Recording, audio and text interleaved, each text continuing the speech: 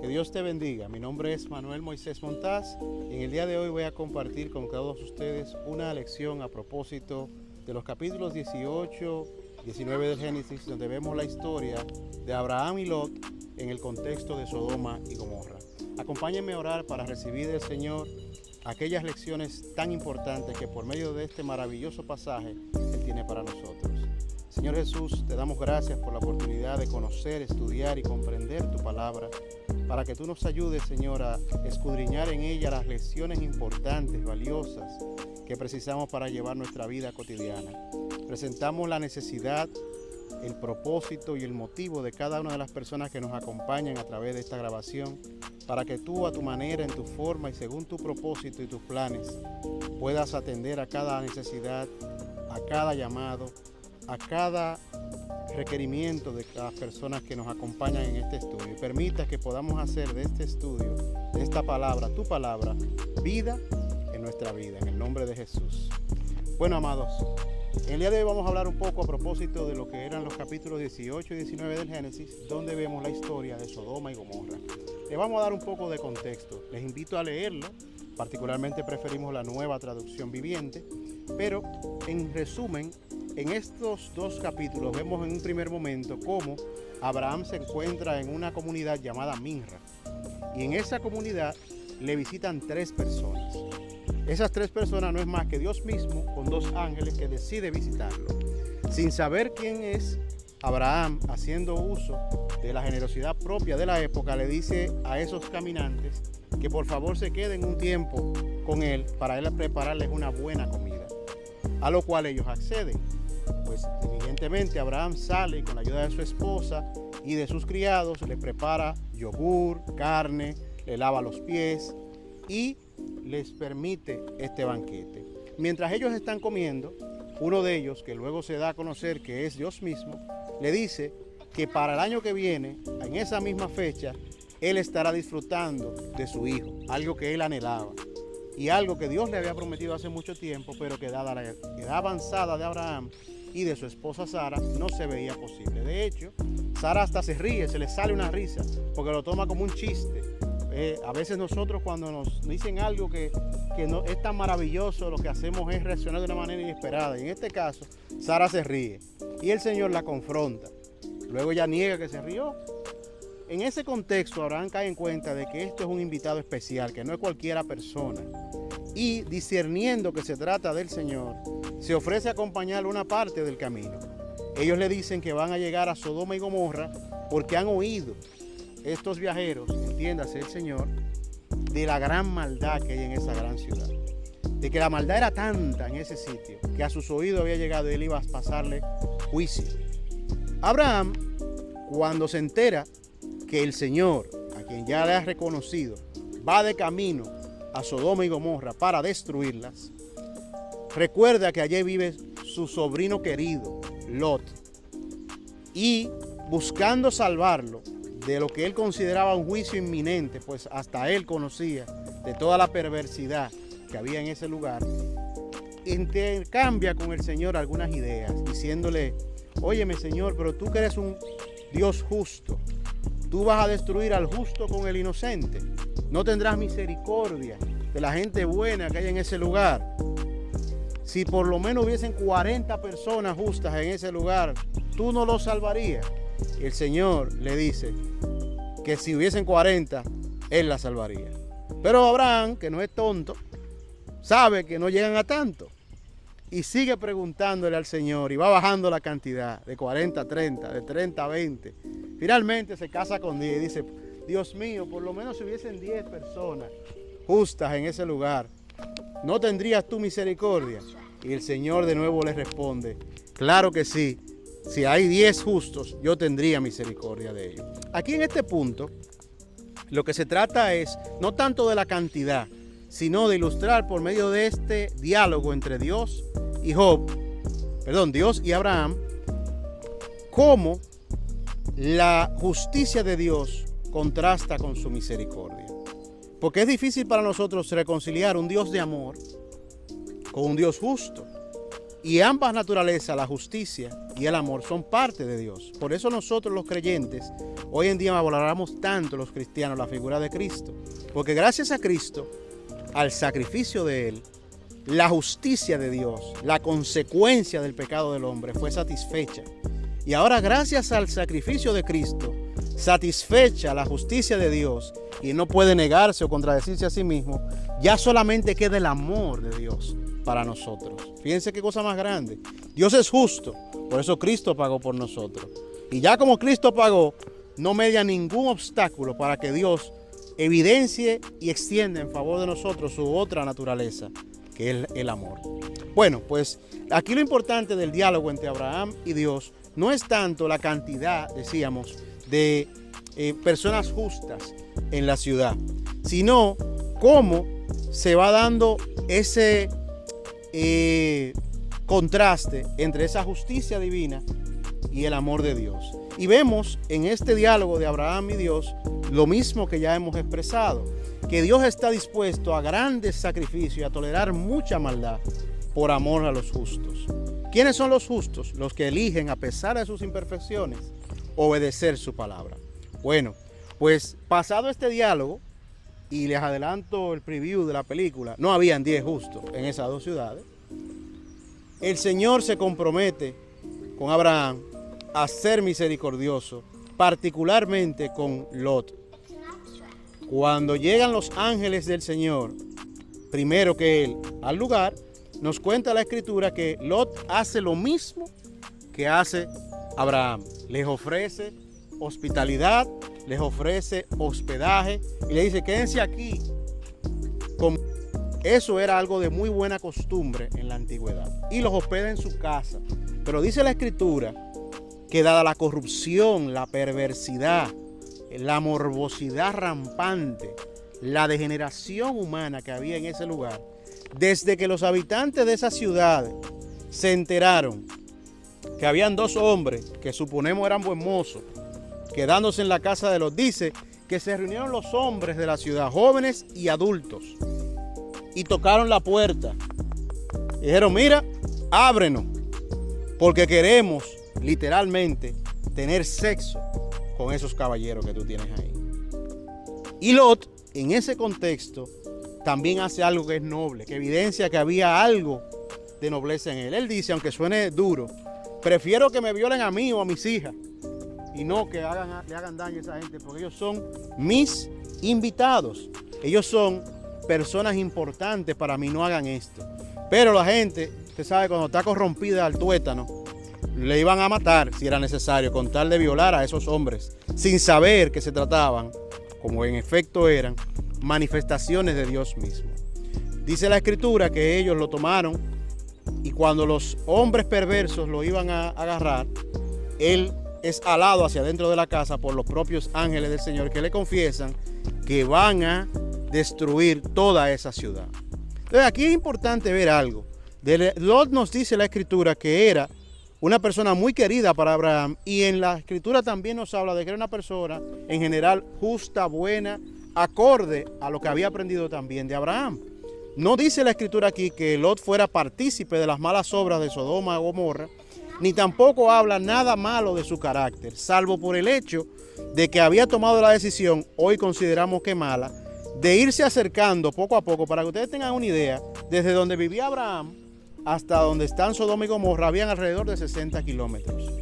Y Lot, buscando mejores tierras, buscando extender sus actividades comerciales, buscando la comodidad y el bienestar de su familia, como lo haríamos todos, poco a poco se fue acercando a vivir cada vez más cerca de esta ciudad. Hasta que finalmente dijo, pero ¿para qué voy a vivir en una carpa si hay una ciudad? Y hizo una casa en la ciudad.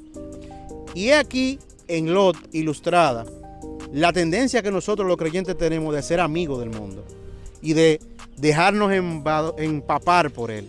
Fíjense que aún Lot, siendo un hombre justo, se permite vivir rodeado de semejante maldad.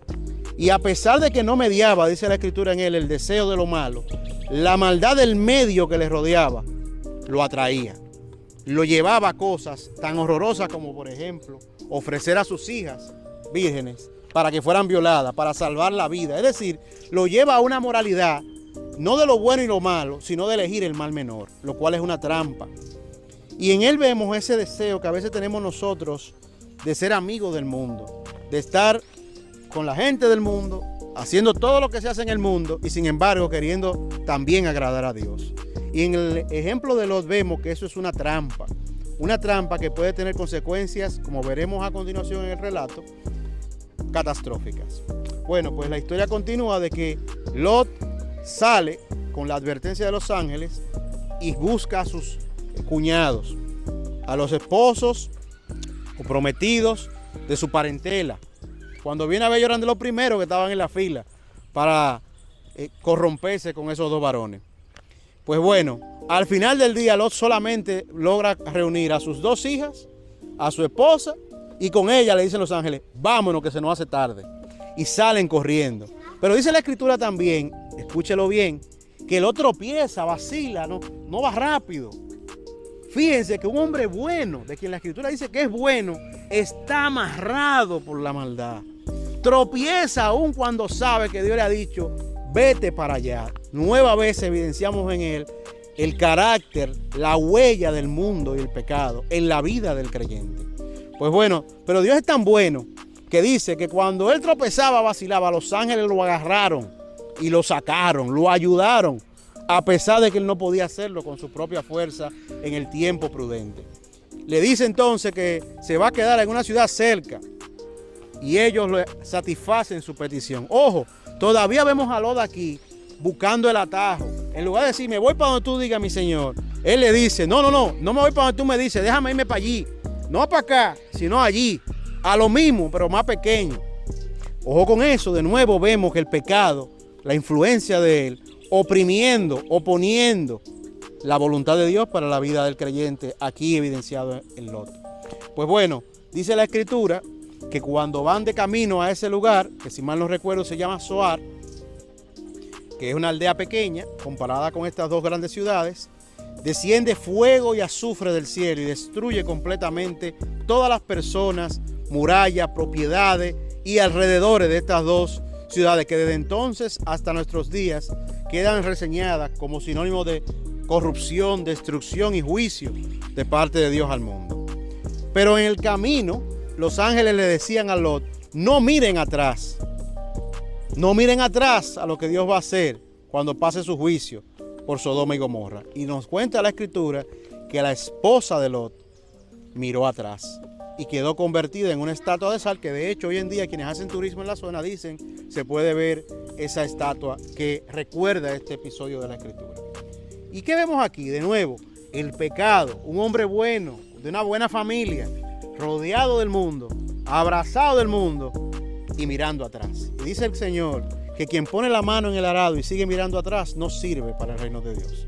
Entonces le costó a Lot, su esposa, y a la esposa su vida, mirar atrás a la corrupción, al pecado y a los tesoros de este mundo. Pues cuando ella queda convertida en sal, la historia se pone todavía más triste. Porque entonces las hijas de Lot, en la conclusión, una conclusión desesperada, pecaminosa, de que el mundo se acabó, de que no hay hombres que sirvan, y en lugar de consultar al Dios del cual habían oído, toman una decisión tan perversa como la maldad que había Dios destruido en Sodoma y Gomorra. Dicen, vamos a darle un humo a nuestro papá, vamos a acostarnos con él para darle una descendencia. Ojo, no están diciendo que es algo permanente, no están diciendo la escritura tampoco que Lot estuvo de acuerdo, pero sí da cuenta de que estas dos mujeres jóvenes toman la decisión de acostarse con su papá, es decir, de hacer una relación incestuosa con su papá. Y para paradoja de la vida, de esa relación incestuosa, de la que Lot no tuvo conocimiento, según dice la escritura,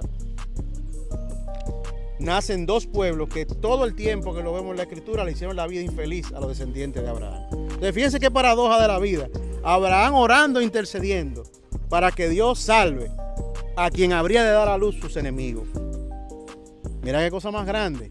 Y yo les pregunto a ustedes, ¿no era posible para estas jóvenes, viendo lo que Dios había hecho en Sodoma y Gomorra, viendo el testimonio de Abraham y de Lot, escuchando lo que por entonces sabían, todavía con el testimonio de que su madre quedó convertida en sal, no podían haber vuelto su corazón al Señor para que Él les proveyera una mejor salida?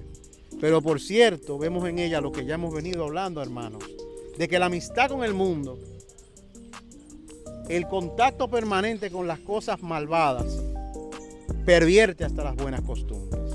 Por eso, queremos cerrar esta lección reiterando este punto. No solamente el hecho, por demás evidente, de que servimos a un Dios misericordioso, que hace milagros y que promete y cumple aquello que promete. No solamente un Dios que está dispuesto a ir a grandes distancias y a grandes esfuerzos, a hacer un ejercicio de una tolerancia propia más de un Dios que de un hombre, en favor de aquellos que hacen lo bueno, pero también un Dios que así como hace actos de misericordia en favor de los buenos, pasa justicia a los que son malos.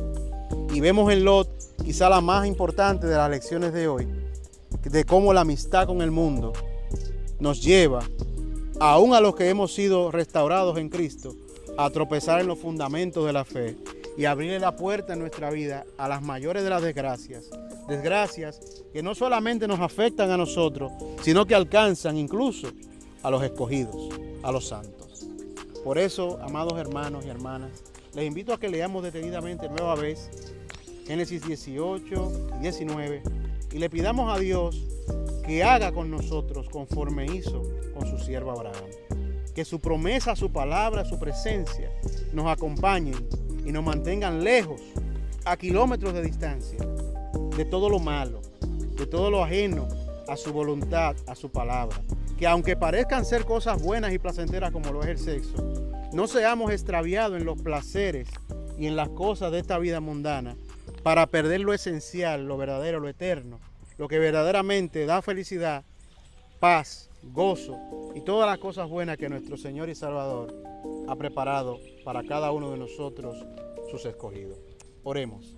Señor Jesús, te pedimos que en este día tú extiendas tu misericordia a cada una de las personas que escuchan esta lección. Que ellos puedan ser confrontados, como lo he sido yo, como lo somos todos, con nuestra propia maldad, con nuestro pecado. Y tengamos la valentía, la fortaleza y el discernimiento suficiente para trazar una frontera, como lo hiciera Abraham, entre nosotros y el mundo, entre el pecado y la santidad, entre tu amor y tu justicia, para que sin quedar en entredicho entre todas esas cosas, podamos salir adelante a la tierra prometida, donde fluye leche y miel, disfrutando de los placeres auténticos y verdaderos, de las promesas infalibles y de todo lo bueno que tú preparaste de antemano para cada uno de nosotros. Esa es nuestra oración y deseo en el nombre de Jesús. Amén. Amados, esperamos verlo en la próxima edición de nuestra Escuela Teológica Ministerial, deseándoles que esta palabra sea vida en sus vidas y podamos caminar juntos a construir un evangelio poderoso, impactante y trascendente para nuestra vida cotidiana, desde las cosas sencillas hasta las más grandes, porque Dios es Dios de lo pequeño, Dios de lo grande y Dios sobre todas las cosas. Bendiciones.